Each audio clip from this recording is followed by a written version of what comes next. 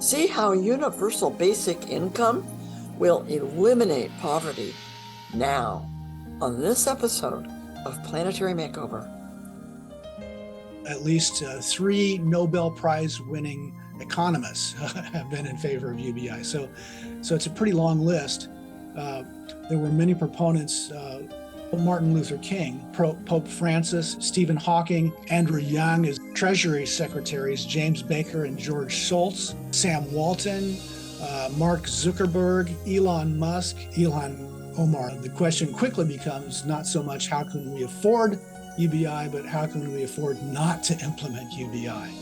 Hello, I'm your host, David Minot II, and I invite you today to put on your skeptic hat because we're about to stir up a lively wind that may well have that hat fly off your head to reveal the complete viability of everyone having what they need. It's called Universal Basic Income, or UBI for short. So let's look at the skeptical point of view first that says such a plan would discourage work and is just an unachievable utopian dream.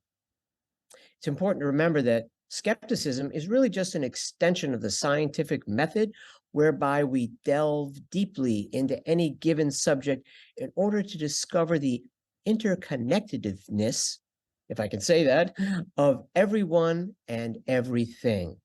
And with that, let me introduce Mitch Williams, an inspirational speaker, performer, author, and spiritual pioneer who began in a traditional religious background and dared to study the ageless wisdom teaching that comes to us from the Himalayas and underlies all the religions, and which roundly contradicts the notion that we are not our brother's keeper and that his suffering does not impact our own lives, because it does, knowingly or not. And Mitch is going to break down for us the need in today's world for universal basic income, why it works, its amazing effectiveness, and the dividends it will pay to all of our culture once enacted. Welcome, Mitch. Hi, David. Thanks for having me. It's a real pleasure to be here today, and I'm looking forward to our conversation about UBI. Thank you. And we're excited that you're here for the first time and hope to have you back again. Now, Mitch is going to talk to us about the evolution and maturation of our current economic system, which is sort of a capitalism, every man for himself type of deal, to the concept of universal basic income, where the needs of all are addressed and respected regardless of class or material background. It's not just utopian, it's practical. And at this point, it's required. Well, Mitch, we're fortunate to have you as a guest on the show. Tell us how we can most effectively use that commonality to lift all boats, as the metaphor goes. But first, could you start by giving us a definition of universal basic income? Sure. Well, universal basic income is something that the idea has been around for a very long time. In fact, it goes back at least as far as the 1600s. People began talking about some form of this type of thing. But it's essentially an unconditional cash payout that goes to all members of a society. It's unconditional in that there are no requirements to receive it. Everybody gets it the same. In some cases, it's everyone over the age of 18. In some cases, it's broken down in different ways. It's a basic income in the sense that it meets the basic requirements. Some programs begin with a payment that is perhaps at or a little above the poverty level, but it's basically set up so that it is geared to meet the basic needs that someone has. And the income part is that it's just a cash payment that doesn't have any particular conditions set upon it. The 1600s, that's astounding. I had no idea that it had gone back that far, which is interesting because we also talk about on this show the age of Aquarius and that would be a subject for another show, but that those energies just started incoming in that century. So taking us back to this century, why do we need UBI, and what societal issues does it address? Well, obviously, poverty is the first and most prominent issue that we're talking about here. But right now, we have one of the greatest wealth inequality states that we've had historically, at least since the turn of the 19th into the 20th century. And tied to wealth inequality, when you have extremes of wealth and poverty, there are a whole slew of other social issues that are tied directly to that. Things like higher crime rates, obesity, really dire health outcomes, higher teen pregnancies, incarceration rates. Any society or any location, any geographical or political location, if you will, that has these extremes of wealth inequality also tends to have extremes of these types of problems.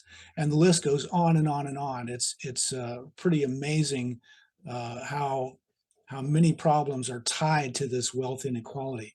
So alleviating poverty is an important element to addressing all of these issues. Once you begin to lift people out of that poverty level, a lot of these issues begin to resolve themselves. And having a basic income floor below which people cannot fall is one way to ensure that we don't have major elements of our society drifting into poverty and having all of these problems. If only everyone was aware of how many issues universal basic income would address, I think more people would enthusiastically embrace it. But given the resistance today, I'm wondering, is UBI realistic in our current economic, social climate? Well, there's a lot of debate on that topic, actually. Some people say it can never be economically viable. Some people say it's not politically viable.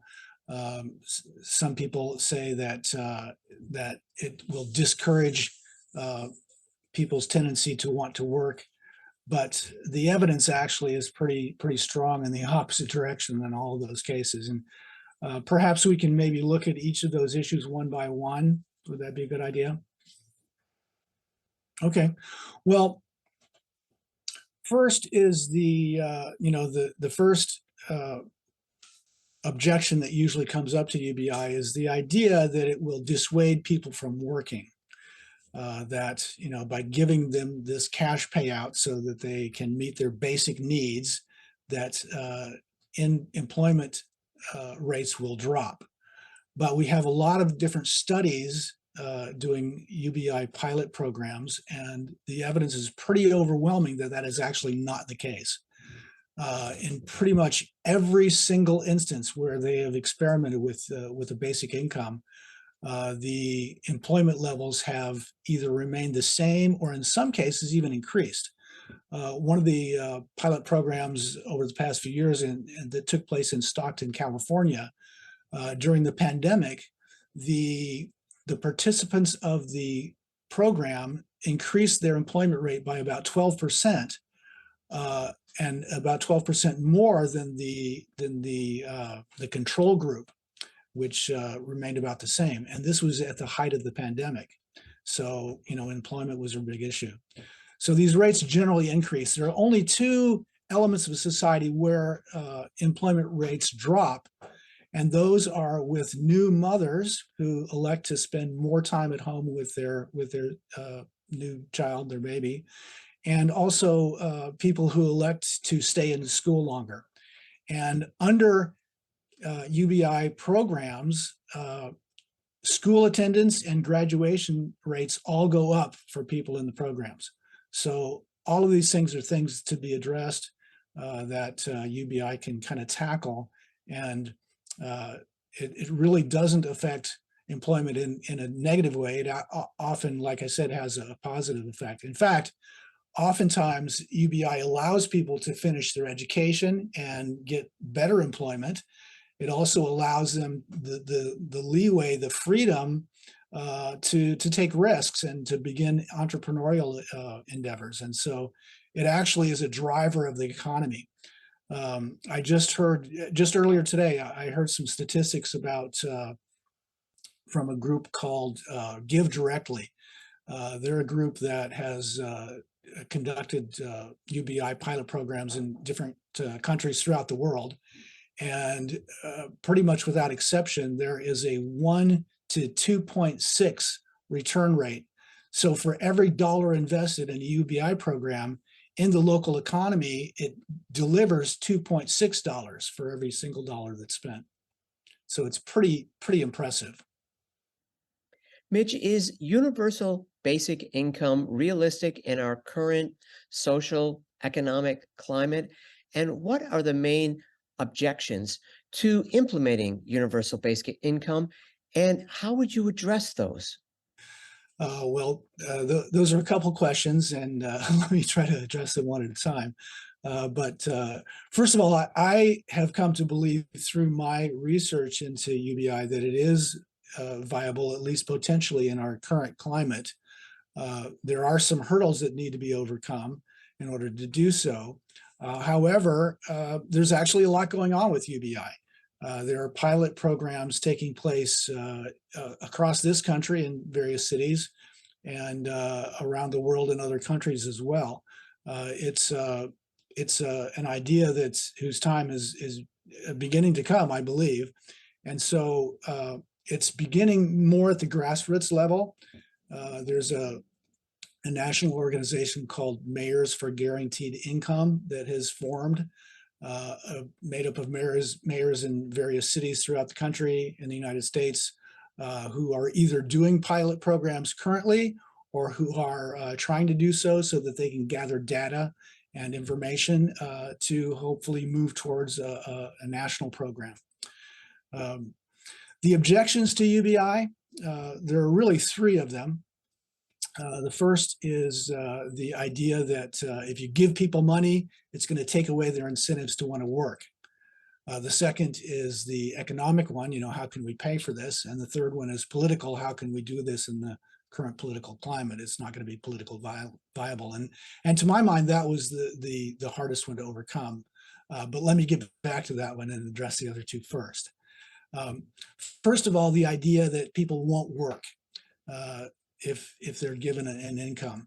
Well, as I said, the studies have gone on in different pilot programs beginning back in the 60s. They actually did a pretty massive one of about 8,500 people in 7 different states across the country.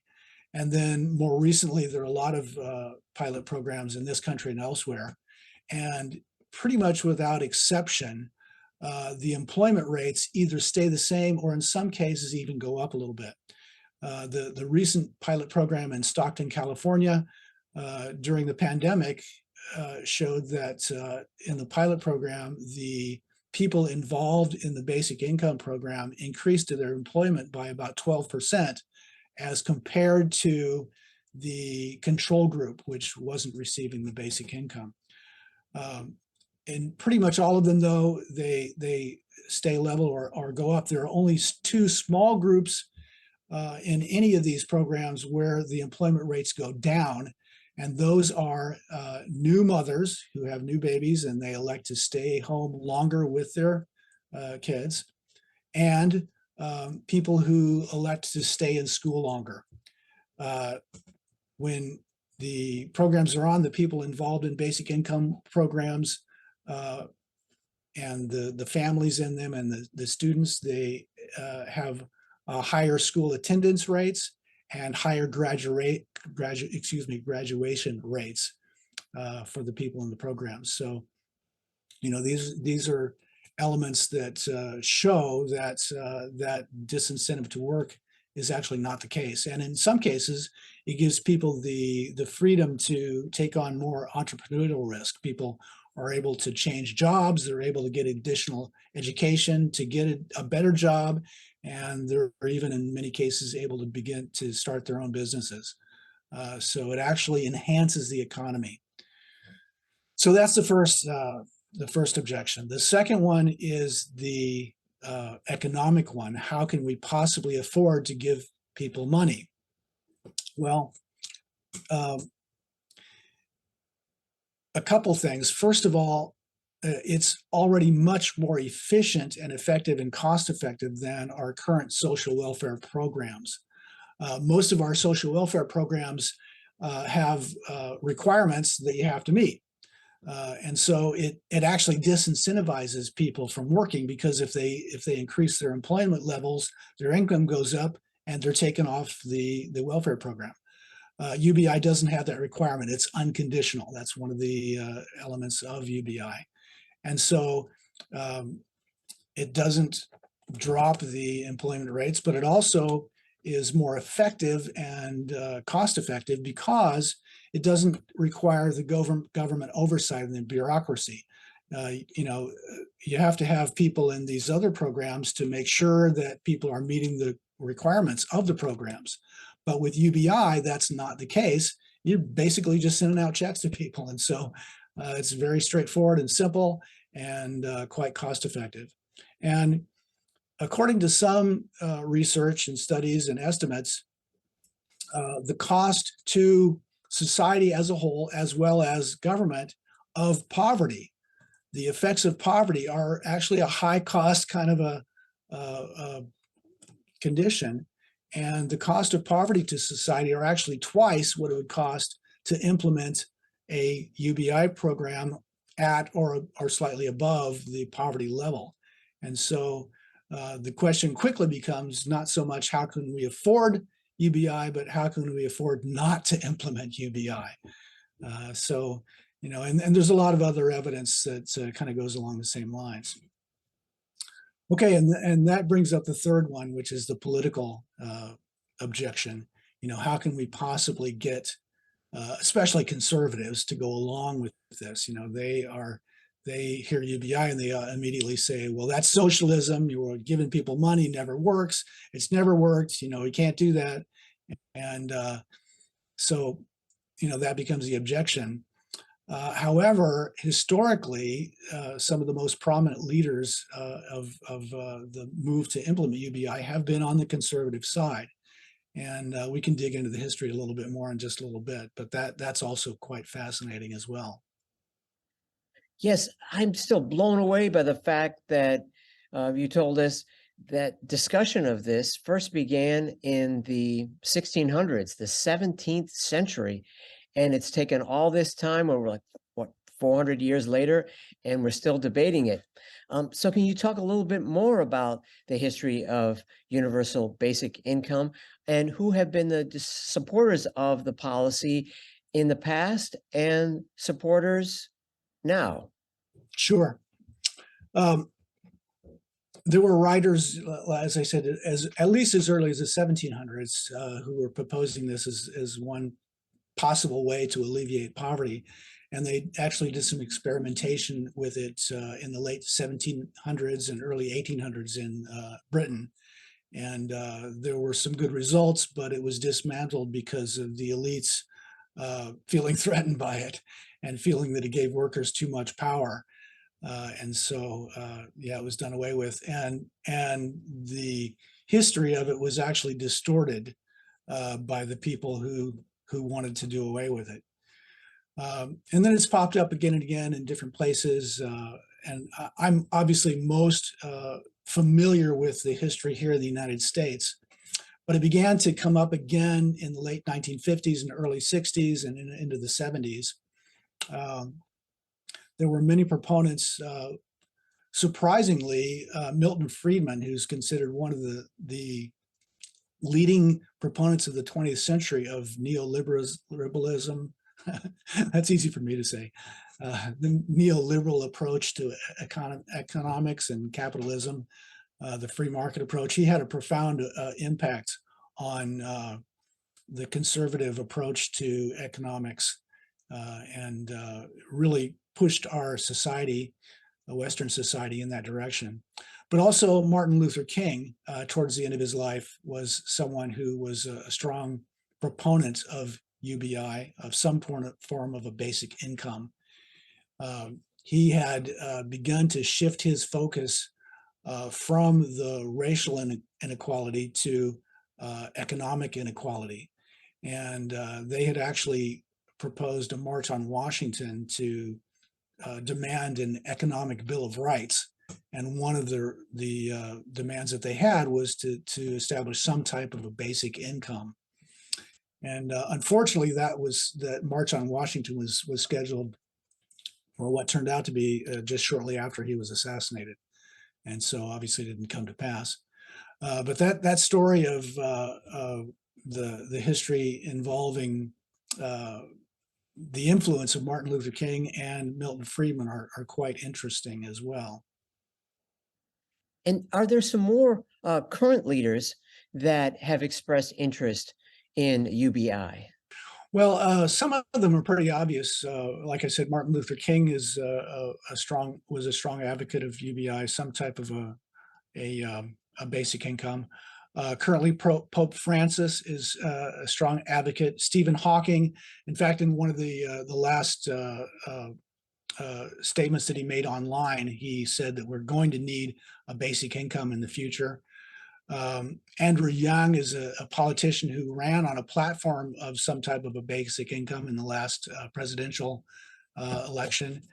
Some others include the conservative Treasury Secretaries James Baker and George Shultz, as well as Sam Walton, Mark Zuckerberg, Elon Musk, and a number of Silicon Valley executives. And also at least 3 Nobel Prize winning economists have been in favor of UBI. So it's a pretty long list. One, though, who is really interesting, in fact, a lot of people don't know this, but we came this close to actually having universal basic income here in the United States. And it was because of Richard Nixon. Richard Nixon was very, very close to getting a bill passed, putting a type of basic income in place. Now, this was because of the influence of Martin Luther King. As I said, towards the end of his life, he was really pushing hard for some type of a basic income, but also Milton Friedman. For those who are not familiar with Milton Friedman, he was a neoliberal economist, a Nobel-winning economist, who many consider to be the father of our modern free market capitalism. It was his influence that had a profound influence on the Nixon administration, but also on the Reagan administration and on the Margaret Thatcher administration in the UK, and also all of the Western world. And we moved significantly to the right economically, largely because of Milton Friedman's influence. What a lot of people don't know about Friedman, though, is that he was a proponent of some type of a basic income. He believed that in order to have freedoms, you had to have choice, which is why he believed that the market is a more fair arbiter of choice and freedoms than a government. He believed that because a government is single, you have one government, you don't have choice. You have to go along with that particular government. In the marketplace, you have choice whether to do business with this company or that company, or whether to be involved at all. So he believed that that was an element of freedom. But he also believed that in order to participate in the market and have those freedoms, you had to have the ability to do so. And so he believed, he suggested something that he called a negative income tax, in which people below a particular income level would be given cash payments. And he felt strongly also that this was much more efficient than our current social welfare programs. He was an advocate of moving away from that kind of governmental influence. But, for very different reasons, we have people at both ends of the political spectrum who are advocating for universal basic income. In the Nixon administration, he was influenced strongly, as I said, by Martin Luther King and by Milton Friedman. And he really saw himself as the guy who was going to eliminate poverty. And he had this dream to do this. And he mobilized forces on both sides of the political spectrum. And this was proposed, and it was shown that it was favorably seen by about 90% of the newspapers. The work unions were in favor of it. The church organizations were in favor of it. It was generating tremendous support, as I said, across a political spectrum. The bill passed in the House of Representatives, and it came very close to passing in the Senate, but it got bogged down in the Senate when some of the Democrats felt that it didn't go quite far enough. And so it missed passing. And then the next year, they did a slightly different version of it they proposed.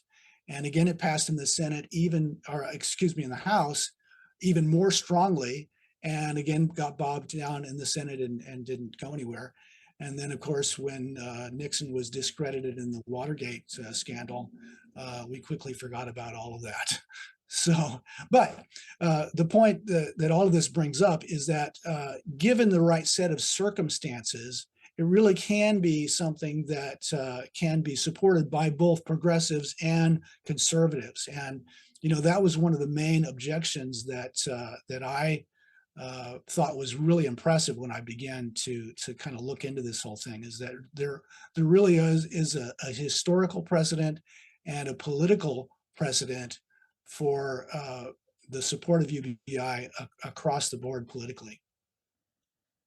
That Martin Luther King was in favor of this doesn't surprise me, given his spiritual and evolution, high, evolution point that he obviously reached in his life, and probably other progressive figures during that time who also influenced Nixon, such as the Kennedys. But some of the other people you mentioned, like Nixon and Friedman and people in his administration, it's mind-blowing. And it's also very uplifting, because I think the audience would sense and feel the same thing I do, that just your description of this and its viability and the people that have embraced it, even if their attempts to establish it failed in the past, was something that we failed to consider. And it gives us more hope going forward that this, in fact, can be passed, and soon, given the momentum it has behind it and the very convincing argument that you've given it, Mitch. You've sold me on it. Well, yeah, let me jump in real quick there, because we've had some examples of it at the national level recently. After the pandemic, we had the cash payments that were done, and we also had the child tax credit. Those are direct cash payments that were given out by the federal government, and they were highly popular. And there's some disagreement about the effect that those had, but to my understanding, they really had a positive effect on the economy. And even though people now are trying to tie the new inflation rates to that, the evidence that I see is really quite the opposite, that it's tied to other things, and that the child tax credit, for one, actually lifted 40% of the children who were in poverty out of poverty. So it had an enormous impact on millions and millions of families and children across the country. Yes, the stimulus checks and the child tax credit policies expressed spiritual brotherhood, which is the basis of the ageless wisdom teachings, which you and I are familiar with. For those who are not, let me set the stage for further discussion with some background. In the late 19th century, these teachings were brought to the West from the Himalayas by several different teachers who'd written books on the art and science of spiritual living. It was in these texts that the term New Age was first heard. These laws of life, so to speak, are the truths that underlie all the great religions, and were kept in Sanskrit in remote parts of the world until humanity was ready to not only have spiritual ideals, but to actually implement them.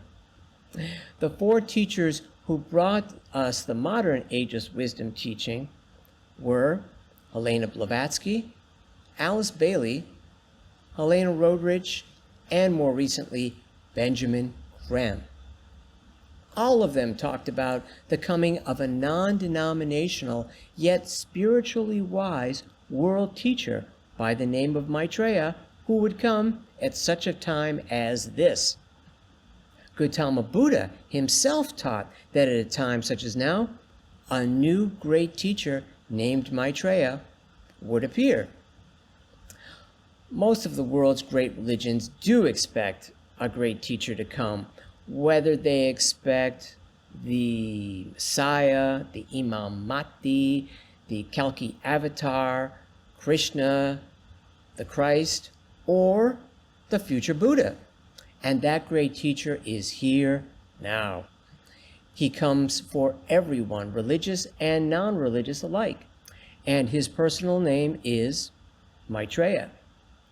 He is here to help us implement the priorities of true brotherhood, equitably sharing the world's resources to ensure that all of us have adequate food, shelter, education, and health care. Universal Basic Income, or UBI, seems to me to precisely describe the first step in implementing Maitreya's priorities. So, as you carry on describing UBI, let's keep in mind that the world teacher is expected to appear very soon. And as the turmoil in the world seems to worsen every day, if we don't implement UBI before then, it most certainly will be implemented as soon as we see Maitreya for ourselves. So, Mitch, how do you see UPI meshing with spiritual life? Yeah, well, some of the central tenets of the ageless wisdom teachings are that, first of all, that we are spiritual beings having a physical experience, and that the purpose of that experience is to manifest more and more of our actual spiritual identity through our physical, emotional, and mental human personalities. So evolution really is about the evolution of consciousness. That what we're talking about here is we are souls in incarnation, and we are here to help spiritualize matter in a sense, in that we are, as we begin to tap into more of that spiritual element of our selves and of our consciousness, and it manifests more and more through our human personalities, we are lifting all of humanity to the ability to do so. However, one of the major roadblocks to more people being able to explore that higher nature is that they're so caught up just with the struggle to survive. And so if we really want to move forward as humanity, we need to alleviate those roadblocks for people that have no other choice than to spend all of their time and attention just basically staying alive. And I know you've talked about some of them in the past, but have there been many current studies on the effects of universal basic income, and what were the results? Yes, there's a group called Give Directly that has done pilot programs in this country and several other countries, beginning in Kenya, I believe it was. And they've done significant research into the effects that UBI has. And I've mentioned some of the elements of increasing and helping with employment rates, but it also increases health rates, increases mental health. It reduces teen pregnancy rates.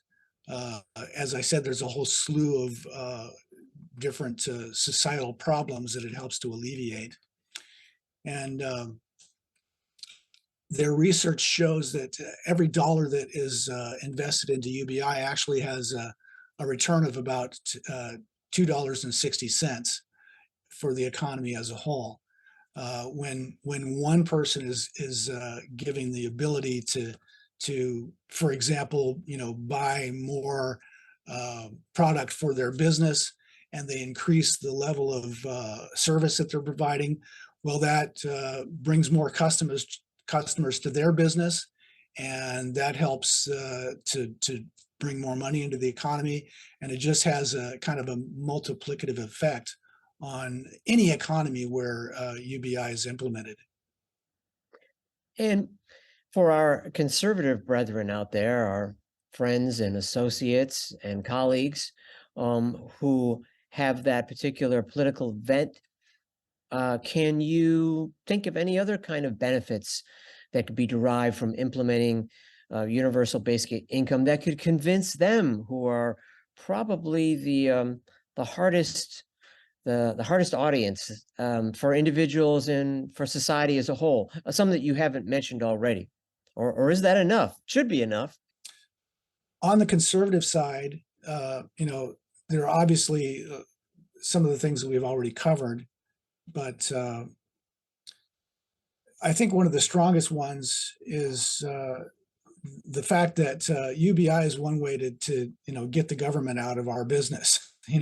That's a very strong conservative ideal, and I think there's some validity to that. And UBI really streamlines a lot of these social programs, and there are arguments that UBI should not replace social programs, and then other approaches where it would. So that really is to be worked out, but it's a lot more effective and efficient than our current programs. Also, the way that it brings wealth into the economy, it encourages entrepreneurial endeavors, and it helps people to lift themselves up out of poverty. It actually increases engagement in the economy, and as people who are advocating for free market capitalism, that's one of the things that they talk a lot about, is that people need to be able to lift themselves up. They need to be able to have the freedoms and the resources to do those kinds of things. And I think those are very strong arguments on the conservative side for UBI. It's very good. Well, it increases the chances of this eventually, despite the opposition, passing. And speaking of that, where do you see universal basic income going in the future? And what part do you think it can play in our collective evolution, spiritually, socially, economically, politically? Well, I think, one of the main tenets of the ageless wisdom teaching is that we need to share the resources of the world more equitably, so that we can get on with this business of evolving and becoming more spiritual beings and expressing more of that through our human personalities. And I think UBI is possibly one approach to being able to do that more effectively. It's one way to help to reallocate some of the resources that we need just to be able to live our lives freely and to pursue the passions that we have, and lead fulfilling lives. And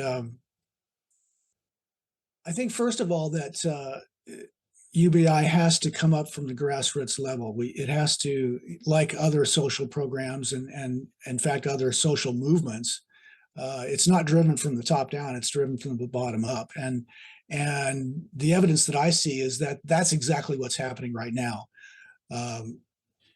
As I said, groups like Mayors for a Basic Income and another one called Income Movement, which is a kind of a political advocacy group.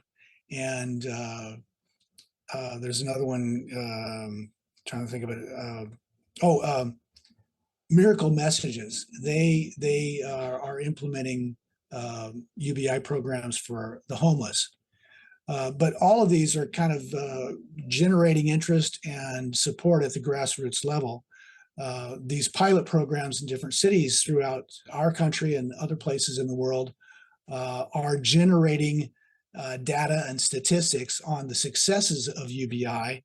And then the political component are where people are kind of mobilizing and gaining the support for it at grassroots level, and then taking it nationally and internationally. And so there's really a groundswell of work that's being done on behalf of a basic income, and it's being tested, and it's being proven to work. And I think that it's really just a matter of time before it begins to be implemented more widely and more universally. And there was even one of our Congress people, Ilhan Omar, I believe, who proposed a bill for UBI a year or two ago. So it's really beginning to grab hold, and I think that it's really moving towards a place of implementation. And as our current economic and political and religious structures begin to become more and more crystallized, and they begin to break down, we're going to have to find new ways to approach all of these elements of our society. And where things have become dogmatized and polarized and kind of stuck in the mud, if you will, they are no longer viable. They're no longer sustainable. And so as part of the transition into a newer, better way of doing things, I think UBI definitely has an important role to play. On this show, we frequently said people power is the new world superpower.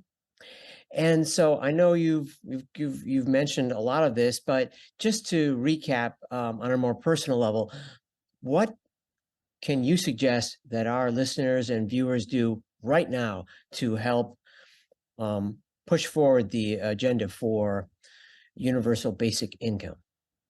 Well, I would say the same thing about that as I do about any of this information, whether it's ageless wisdom information or political information or anything else.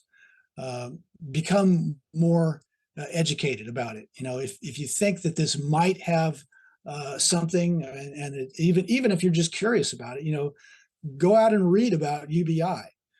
Go out and read about these kinds of issues. There's tons of information out there. And the more informed we become about it, the more we can become active in supporting these policies. And then, talk to people about it. Get out there and say, what do you think about this? And when they bring up their objections, you say, well, I thought that too. Because, I did think it wasn't politically viable. But the more I dug into it, I became convinced that it is something that we actually could implement. And then, wherever possible, take political action, whether that's signing petitions or writing letters to your elected officials or whatever it is, become engaged in some way. If it means looking up one of these groups that are advocating for UBI and finding out what they're doing and finding out how you can help. There are tons and tons of volunteer opportunities for people if that is something that appeals to you. So yeah, and of course that applies to the work of spreading the word of the ageless wisdom teachings and the priorities that we have as the social priorities, the economic, the political priorities that kind of jive with the spiritual life. Yeah, I think they all go hand in hand. That's what strikes me, I think, most about your talk today, Mitch, is the universality of it. One of the other things we've talked about in many of the Planetary Makeover shows is the whole concept of synthesis in this age, how opposing ideas are coming together to form something new. And you've outlined how both progressives and conservatives can get on board with this because it appeals to both of their philosophies. And it just increases the chances that eventually, somehow, we're going to get this passed. Yeah, I think so. The media tends to focus on the polarization that's going on and the bickering and the fighting in politics. But if you really pay attention, there are also politicians out there who are reaching across the aisle and they're working to make things happen. And I think this is one of those issues that could begin to catch on and have some political impetus. And so, yeah, I think it really behooves us to take a closer look at things like UBI and to see if we can't move the bar forward a little bit. Mitch, I hadn't really planned on discussing this, but I found your talk so inspirational, not just emotionally exciting, but on a spiritual level invigorating, that I wanted to mention that nearly a quarter century ago, I had a serious health crisis, which we did talk about in another episode of Planetary Makeover. And I had gone on disability for a while. And while it's not the same as universal basic income, it has some of those characteristics where it supported me when I could not work. And also during that phase, I found myself not long after going on disability that I wanted to go back to school. And you mentioned this sort of thing where it behooves people to improve their educational resume. And I went back to school and finished a degree that I didn't finish in the 80s, which made me more viable in the jobs market once I graduated. And now I'm working and off of disability. And also another thing, while I was on SSDI, I was able to do volunteer work, which I wouldn't have had time for so much if I was working full-time. And that volunteer work led to a job. So while it's not as good as universal basic income, it had some of the advantages, but what you talked about was less oversight and fewer stringent guidelines, and those were present in the Social Security system. And if you didn't adhere to those, you could get bumped from the program easily. So this is much more advantageous. And even with the restrictions people work with Social Security disability insurance or just SSI, they're still encouraged, because I experienced it personally, to want to go back to work. There was a yearning in me that it could not be quenched, not only for education, but for employment. And so it just goes to prove that what you said is a fact. At least I can vouch for that and can share it with others. Yeah, I think one of the most impressive elements of UBI, as some type of basic income, is that it alleviates a lot of the stresses. If you don't know how you're going to make ends meet tomorrow, next week, there's a very powerful emotional, psychological component that you're under stress, and it's really difficult to take effective action when you're under that kind of a stress. And UBI really alleviates a lot of that, and it allows people to explore their lives a little bit. It allows them to reach out and make choices and take risks, and it frees us up to be able to take more effective action in our lives in a whole variety of areas, physical, emotional, mental, spiritual. So yeah, I think it really is something that can make a real difference in people's lives. And another thing I'd like to add is that, yes, I see that every day in the job that I do have as a housing advocate. People that are in danger of foreclosure or eviction, it causes all kinds of physical problems, mental, emotional. It can threaten their job, families break up, and universal basic income could throw them a lifeline so they know they could still put food on the table, they could send their kids to school, they can afford their rent or their mortgage payment. And this would be a tremendous psychic and emotional and physical and mental release. And it would, unburden them in so many ways and free up their lives. And I see this even today on a daily basis, which makes me even more want to be a strong advocate for universal basic income. And I hope that does for our audience as well. And with that, Mitch, I want to thank you so much for enlightening us on this subject that holds so much promise for the future in so many ways. And we hope that we will see that progress, and we could come back in the near future and have you talk to us more about this fascinating subject of universal basic income. Thank you so much, Mitch. Thanks so much for having me. I really enjoyed the conversation. Our pleasure, and we'll see all of you again soon on another episode of Planetary Makeover. Do stay tuned a minute, because we think you'll really love one of our most popular shows about how Maitreya's healing of AIDS offers us a way to now heal COVID, corruption, and injustice. You can see it at our YouTube channel. So go to YouTube/Planetary Makeover. That's called Planetary Makeover. And do a search for Maitreya's Healing. That's MAITREYA'